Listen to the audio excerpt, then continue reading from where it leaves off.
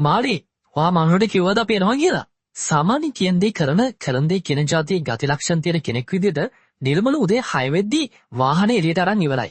ඒකට අනිත් අයගෙන් එක පයින් තිබ්බ ඕනකම ගොඩක්ම බලපෑවා.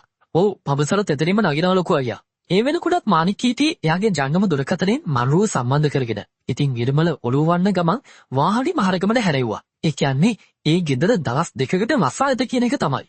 මනුරුව අපි ආවා. මහරගම ජනාධිපති පාසලට එහා පැත්තේ තියෙන පාරෙන් හරවලා ටික දුරක් ගිය ගමන් මාණික්ගේ කෝල් කරලා කිව්වේ දෙන්නටම එළියට එන්න.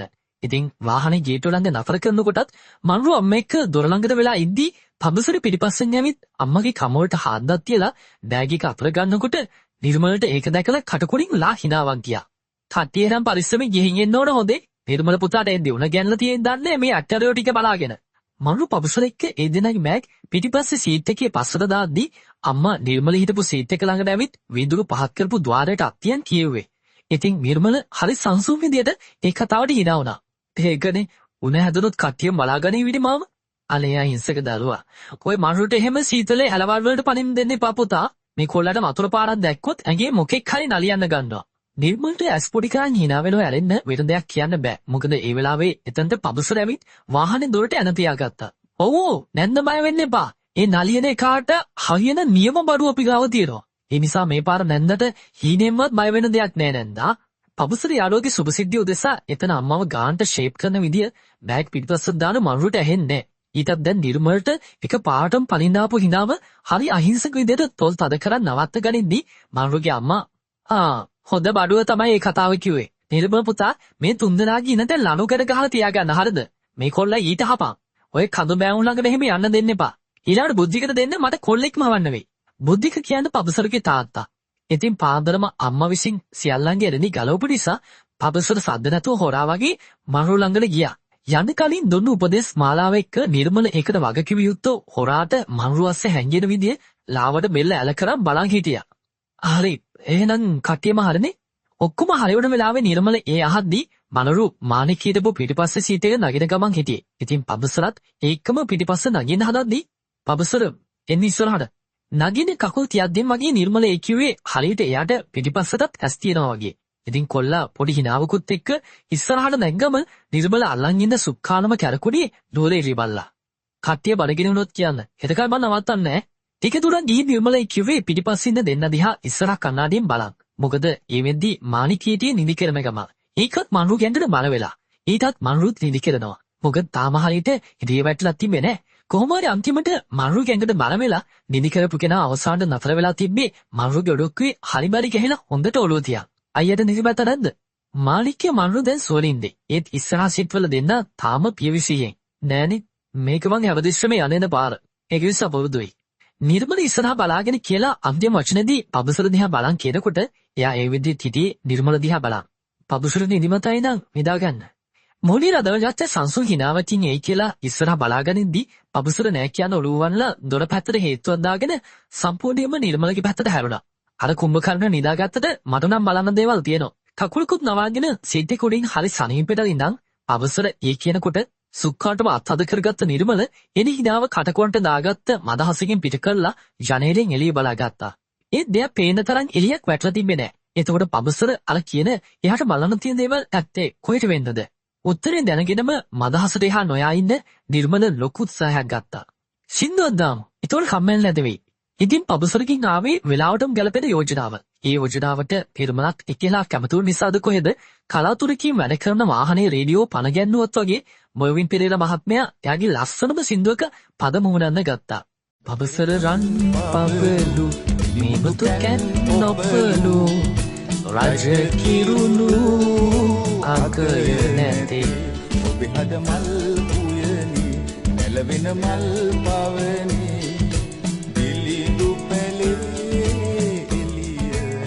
අන්න මර්වින් පෙරේරා පළවෙනි පේරි කියද්දිම පබසර් රේඩියෝ එකට ඇඟිල්ලක් දික් කරගෙන ඒ කියද්දි නිර්මලට හිනා.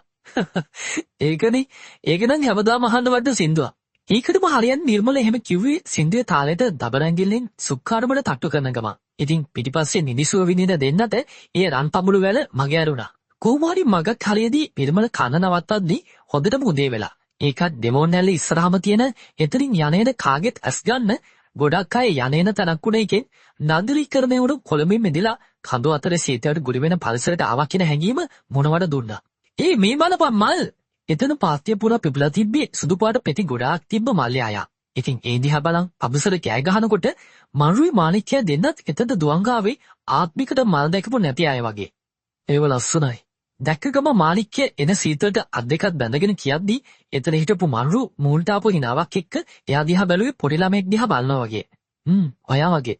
මනුරු ඒ කියලා මලේ ලස්සන ඇස්වලින් විතරක් විඳින ගම මාණික්කගේ අතක් අල්ලගත්තා. ඉතින් ඕවා හංගිටපු අනිත් පැත්ති කෙනාගේ මූණ දැන් 750 වගේ. තනිකඩ අපිට අපි ගණපාන මලක් වගේ කියලා හරි කියන්න මොකෙක්වත් නැති ඇති.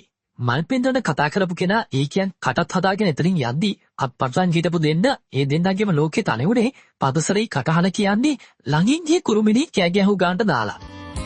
උඩරට තනු කරයේ දැස යන සුන්දරියේ සුකුමල දුන්ගින සුරතලියේ ඔබ හෙළයට සිරියගෙන ඉතින් ආයෙම උඩරට කඳුකරේ මලා වාහනේ ඇදලා යද්දි දාගත්ත සින්දු කකුල් වලට තට්ටු කර කර පබසර කියනකොට මරුත් ඇරලා තියෙන ජනේලෙන් එළියෙන් බලන් ඒකට තාලල්ලන්න ගත්තා. ඉතින් විරමල මේ හුරු පුරුදු පාරේ කිසි කම්මැලිකමක් නැතෝ යන පළවෙනි පාර මේ වෙන්න ඇති. මාණික්කන මේ දේවල් දිහා බලන ගමන් විතරක් ගමන වින්දා. කොහොමරි ඇඩස්ටි මාලේවනගේ උඩරට කඳුකරේ අන්තිමට උඩරට නියේගේ හැඩවලට වෙනස් වෙන විදිය නිර්මල ශබ්ද නැතුව අහන් හිටියා. ඉතින් දවල් පහුවෙද්දි වගේ කට්ටිය අන්තිමට ඩෝලි ටවුන් එකට ආවේ ඇඟට දැන්න සීතලට ජර්සි ඇතුලේ ගුලි වෙලා. කට්ටිය දැන් කොහෙද යන්න ඕන? තව ටිකක් ඉස්සරහට ගියාම ගාඩන් එක හම්බෙනවා. ඩෝලි පොළ ළඟදී වාහනේ එන්න වේගය අඩු කරලා නිර්මල ඒ කියද්දි පබුසල අත් දෙක බැඳගෙන පිටිපස්ස බැලුවා. ඒකට නම් අපි ගිහින් තියනවානේ. අද අපි ටවුන් එකේ ඇවිදෙමු. අනේ ලොකු අයියා නූරේලියාවට අපි මෙහි එළිය ඇවිදලා නෑනේ. නායත් බල කරගෙන මාණික්කි පොඩි ළමෙක් වගේ එයාගේ ලොකු අයියාගෙන් හරිම ආයාචනාත්මක විදියට හේයිල්ලද්දි එයා මූණ ඇඳගත්ත මදහසක් එක්ක මලි දිහා බැලුවා. හරි මාණි මං එපා කිව්වේ නෑනේ. අපි යමු. ඊට කලින් වාහනේ පාක් කරලෙමු. හැමදාමත් වගේ නියුණු කටහඬකින් නිර්මල ඒ කියනකොට මන්රු විරිත්ලා සන්තෝෂය ප්‍රකාශ කරන්න මාණික්කද ඇඟිල්ලෙන් ඇන්නා. කොමාරි වාහනේ නවත්තන තරක් හම්බුණාට පස්සේ 3-4 දිනක්ම වාහනයෙන් බැහැලා වෙන්න යන තැන් වෙනුවට නුවරඑළිය ටවුන් එකේ කරන් ගහන්න අඩිය තියද්දි මේ බලන් ඉද්දි මීඳු බැවිත් මොන පලාතක්ම වහගන්න විදිය හරි ලස්සනයි. ලස්සනත් එක්ක හරිම සීතලයි. ඉතින් එන සීතලට මරු එකතන උඩ පැන්නා. ඒ නිසාමද මන්ද මාණික්ක එයා ගාව තිබ්බ ග්ලව්ස් දෙක අරන් මරුගේ අත්වල දැම්මේ එයාට එන සීතල දරා ගන්න පුළුවන් නිසාද කොහෙද. ඒ අතින් එතනින් 3 දෙනෙක්ම සීතල කටින් දුම් දදා ඇඳුම ඇතුලේ ගුලි වෙනවා. ඒත් හිමල්ට නම් මේ සීතල ඒ හැටි ගානක් කියලා පෙනුන්නේ. එයාට සීතල දැනනවා තමයි. ඒත් මෙතන ඉන්න 3 දෙනාට වඩා නිර්මල මේ සීතලේ මාසෙට දවස් ගාණක්ම දින ගෙවනවා. අල්බතර යමු. තැපැල් කන්තෝරුවයි බස් ස්ටෑන්ඩ් එකයි පහු කරන් උඩට යද්දි මාණික්ක ඇඟිල්ල දික් කරලා බංකුවක් තියෙන පැත්තක් පෙන්නද්දි ඉතින් කට්ටිය මේ පැත්තට ගියා. අනේ මෙතන ෂෝ ඉනේ. මේ මනරු කොහි බැලුවත් මීදුම. ඒත් එයාලා ඉන්නේ හතරමහා හන්දියක කියලා දන්නේ නිර්මල විතරයි. අර ඉස්සරහට වෙන්න කඳු බලන්න පුළුවන් තැනක් තියෙනවා. ඇදගෙන හිටපු කළු දෙක කෝට් එකේ සාක්කු දෙකට අද්දාගෙන කියන පැත්තට ඉඟි කරන් නිර්මල ඒ කිව්වේ කොළඹට වඩා යට නුවරඑළිය ටවුන් එක පුරුදුයි වගේ. ඒත් මාණික්‍ය අපි අර පැත්තට ගිහින් යමු. අනේ මේ පැත්තට යන්න ආසයි. කන්දේ පිටත වෙනුවට ඇතුළට යන තියෙන ලොකු ගස් දෙපැත්තේ මීදුම බරවුණු පාරක් පෙනෙන ගමන් මාණික්‍ය ඒ කියද්දි නිර්මල හා කියන ඔළුව වෙනවා. ඒත් ඔයාලා යන්න මං ටිකක් මෙතන ඉන්නම්. හැබැයි වැඩ දුර යන්න එපා මාණි. මොකක් කරුණ ගම මට කෝල් කරන්න. නිර්මල එතන නතරුණී හිතලා මදවන්දා. එයා ඒ 3 දෙනාට යන්න කියලා එතම තිබ්බ ලයිට් කනුවට හේතු වෙලා බෙල්ල වටේට දාගෙන හිටපු මෆ්ලර් එකකින් කට අවන්නේ කරගත්තේ සීතලට. එක්කෝ මාත් මෙතන ඉන්න. උඹලා ඵලයල්ලා. නැත්තම් මේ යසාගේට ඉන්න මාත් නිකම්ම තුන්වෙනි රෝදයක් වෙනවා. අර කියලා අනිත් පැත්තට කල්පනා කළා පබුසරත් නිර්මලගේ පැත්තට වෙන්දි සීතලට වඩා මාණික්‍යව ලැජ්ජාවටම රතු වුණා. ඒ අතින් මරු තොල් තද කරන් hina වෙලා මාණික්‍යගේ අතට තට්ටුවක් දාන ගමන් යන්න හැරුණේ නිර්මල ඉස්සරහා එන පොඩි හරි ලැජ්ජාව එයාගේ අභිමානයට කැල්ලක් වගේ. ඉතින් ස්වේච්ඡාවෙන් අතුරුට දෙන්නව දාලා මන්රු මාණික්‍ය එක්ක සීතල ගස් අතරේ මීදුම ඇතුළට ඇවිදන් ගිහින් ටික දුරක් යනකොට මාණික්‍යගේ අත අල්ලගෙන ළඟට ඇදලා ගත්තා. සීතලයි. ග්ලව්ස් දාගෙන ඉන්න අතින් ඒ අල්ලලා මන්රු ඇහුවම මාණික්‍ය ඔවුනෝ කිව්වත් ඔළුව වෙනවා. ඉතින් මන්රු දාගෙන හිටපු ග්ලව්ස් කරවලා මාණික්‍යගේ සීතල අත උණුසුම් අත්තට මැදි කරගෙන පාර දිගට ඇවිදන් ගියේ ඇස්මානට පේන ලස්සන අමුතුම හැඟීමක් විඳ ගන්න ගම. මාණික්‍ය. ඔයා මොකද්ද කිව්වේ? ඇවිදෙන් යන ටිකට මනුරට මතක් වුණේ එයා ගිලිලා හිටපු ලෝකේ ලොකු කුතුහලයක් පෙරුණු තැන. කවද්ද? එදා මොහොත ළඟදී. ඉතින් මනුවේ කිව්වම මාණික්කයාගේ මූණට එන අර අමුතු කඩකොන්ට ඇඳුණු හිනාව එක්ක ගස්වලින් වැහුණු අහස දිහා බලලා මනුගේ කනට ලං වුණා. ඒ ලං වෙලා මුහුණන හැම වචනයක් ගානටම මනුගේ බොඩ ලතු වෙද්දී එයා අන්තිම වචනේදී මාණික්කේ අත තද කරලා අල්ලගත්තා. මොකද එහාට ඒ තරම්ම ඒ වචන වලින් උණුසුමක් ඇඟට දැන්න කිව්වොත් මේ සීතල යගේ කම්පිතේ රක්තන උණුසුම මනුටම දැනුණා. මොකද මේ රතවල මනුට නිතරක් බැහැන මාණික්කගේ බල කටහඬ. ඔහර දැනගන්න ඕනද මන් නුවරේ රෙද්දි කිව්වදේ. රතුණු කාර්මණය හේතු ඇහුවත් අන්තිමට මාණික්කට ආවේ ප්‍රශ්නයක්. හැබැයි මග බලන් හිටපු ප්‍රශ්නයක්. ඔව් මට දැන් කියන්න මන්රෝ. පාර පැනලා යන්න බෑ. ඉතින් මාණික්කේ ඒකයන් පාරෙන් ගෙලියට ගිහින් මනුව ටිකක් එහාට වෙන්න ගහකට හේතු කරන් පැනලා යගන්න බැරි විදියට කොටු කරගත්තා. ඒත් ඒක කොටු වෙනවට වඩා මනුට වෙනම හැඟීමක්.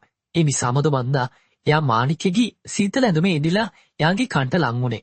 ඉතින් කියනවට වඩා ගොඩාක්ම මනුගේ තොල් මාණික්කේගේ කම්පෙත්තේ වැදෙද්දී මාණික්කේට සීතල මතක නෑ. ඒත් මනුරු දැන් කන්ට කළ කිව්වදී ඇහුණත් වගේ කියා ගන්න වචන නැතුව මාණික්කේ එකතැන ලොප් වෙලා. ඇයි මම වැරද්දක් කරලාද? කිඳුණු වචනවල වැරද්දක් තියෙනවද කියලා අහන්න ඇහි බෙබි උනත් උස්සන ගමන් එයා ඉඟි කරා තමයි. ඒත් ඒ අනිත් පැත්තට උත්තරයක් වෙනුවට මාණික්කේගේ තොල් ඇදලා ගිහින් මනුගේ තොල් අල්ලගනිද්දී එයාට කිව්ව වචනවල වැරද්දක් නෑ කියලා තේරුණ එකද හාදු මැද්දෙම මදහසක් ඇඳුණා. ඉතින් සීතලට දැන් දෙන්නම උරුසුම්. මීදුමට ඕන් තරම් ඝන වේද කියලා මාණික්කේ මනුගේ යටිතොල උඩම නතර වෙලා ඉද්දී මනු කලින් වගේම එයාගේ සිපගැනීමේ ආධිපත්‍ය ඇස්ටික පියාගෙන මාණික්කගේ තොල්ලුඩ පතුරනකොට මාණික්කය ඒ තොල් පාරවල් වලට යටයි. ඒත් දැන් ඉතින් නාදලු නෙලනලා ලියලා මලවලා මැල්ලුම් දානවා ඇති. දණ්ඩ කියන හොඳම කොළජාතේ මැල්ලුමන් ගෙන ලයිට් කනුවේ අනිත් පැත්තේ හේතුවක් දාගෙන පබුසරේ කියද්දී පෙරමල්ට ග්‍රීක් වගේ.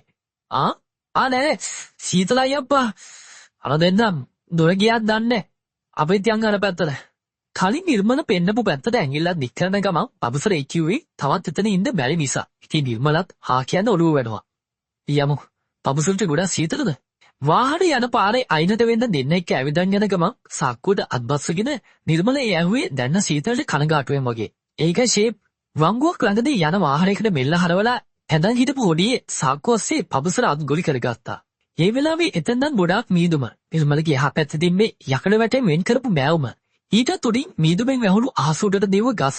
ඉතින් වචනෙන් කියන්න නොතේරෙන තරම් හරිම අමුතු පරිසරයක්. ඊටත් දැන් හවස ඉඳ බැහැගෙන යන වෙලාව නිසා අර গুপ্ত විදියට කලවය වුණු වටපිටාවත් එක්ක පබසල හිතට දැන්න අමුතු දෙයටයි සීතලටයි ඇඳුම් ගස්සේ වෙවුලුවා. ඒත් ආසාවෙන්. මට නම් ෂේප් එකක් පේන්නේ නැහැ. ගොරෝසු ඒත් සංසුන් කටහඬක් එක්ක නිර්මල එක්කලා එයා බෙල්ල වටේ දාගෙන හිටපු මෆ්ලර් එක අරන් පබසලව එකතන නවත්තන් ඔලුවට දාගෙන හිටපු හොඩිය පාත් කරා. එතකොට ඔයා මට සීතල නෑ පණ්ඩිත ළමයා. බලෙන්ම වගේ පබසලගේ බෙල්ල වටේට උතන මෆ්ලරේ දිහාවට යවන් හිටපු ඇස් පබුසරගේ මූණ උඩට අරන් එන ගමන් ඒ කිව්ව නිර්මල ආයෙම හොඩියෙන් පබුසරගේ ඔළුව වැහුවා. දැන් හරි. ඒක කොච්චර හරිද කියනවා නම් දැන් පබුසර දැනෙන්නේ නිර්මලගේ සුවඳ විතරයි. ඒ සුවඳ ගැලපෙන්නේ එයාටම විතරයි කියලා පබුසරට හිතුනේත් ඒ වෙලාවේ. මොකද ඒ තරම් ඒක වෙනස් සුවඳක්. අත දෙන්න. ඉතින් මෙන්නට කියවන කට දැන් සීතලටත් වඩා වෙනත් දෙයකට වැහිලා. ඊටත් නිර්මල අකිල්ලද්දී පබුසරට දෙන අතත් අමතකයි. ඒක නිසාමද කොහෙද එයා දෙන්නත් කලින් නිර්මල එයාගේ පැත්තේ තිබ්බ අත අල්ලන් එයාගේ අතත් එක්ක පටලගෙන සාක්කුව ඇතුලට දාගත්තා. දැන් ගොඩක් රස්නේ. මොකද ළමයද සීතල නිසාද කටවැඩ නැද්ද? කොහොම හරි අර කිව්ව තැනට ඇවිත් පිණි තවුරු යකඩ වැට ළඟ ඉඳන් ඒකද හේතු නොවි පබුසරකින් අහද්දිත් එයාගේ අත තාමත් නිර්මලගේ සාක්කුවේ. මගේ කට වහන්න සීතල? ඉතින් කලින් වගේම ඕන්න ආයෙම වැඩ. එහෙනම් ඉතින් කුවාර කටවරක ඒ සලහන් කරපු එක නැති පාළුවටම නිර්මල එහෙම ඇහුවේ. ඒත් පබසල වාව් අර GLC කූප් එක නේද? කට වැහුණු හේතුව දන්නවා වුණත් පබසල එක මගේ අරලා එතනින් ගිය අලුත්ම මොඩලේ Mercedes Benz රථයකට ඇඟිල්ල දික් කළ කිව්වේ ප්‍රශ්නෙන් පැනලා යන්න. ඒත් එයා ඇත්තටම ඒ වාහනේට කැමති. ඉතින් දෙවියෝ මූණ බල්ලා වගේ ඒක මෙතනින් යවපෙන් ගැන පබසල සතුටු වුණාට නිර්මල ඒ යන වාහනේ දිහා ඇස් හීඩි කරන් බලන් හිටියා. පබසල Benz වලට ආසයිද? ඔක්කොටම ආස නැහැ. ඒත් කැමති දෙක තුනක් තියෙනවා. එහෙමද? දැන් පබසල ඉන්නේ පහුකරංජියේ වාහනේ සිහියෙන්. අත කොහෙද කියලාවත් එයාට දැන්න සුන්දරවත් ඒ සිහිය ආයෙම ආපස්සට ගන්න බැරි වුණාද මන්ද? නිර්මල අර හපුදේට කොල්ල පාර දිහා බලාගෙන මොරුව වෙනවා. ඔව් මේ මොඩල් එක මාරු හරිද? ඒකේ ලුක් එකක් ගති. මං ආසම් පාඩත් ඒක. ඈත මංගුවෙන් හැරෙන කළු පාට Mercedes GLC කූප් වාහනේ දිහා නැති වෙනකල්ම බලන් පවසර ඒ කියනකොට නිර්මල ලාවට බෙල්ල ඇල කරලා පවසර දිහා බැලුවේ ඇස්සුර ඔබට හංගගත්ත කවදාවත් ඇවිත් නැති එවිසියාවක සේයාවක් එක්ක. මොකද මේ මොඩල් එකේ නම කිව්වේ? කස්තුරි සුවඳ. තවත් කොටසක් බලාපොරොත්තු වන්න.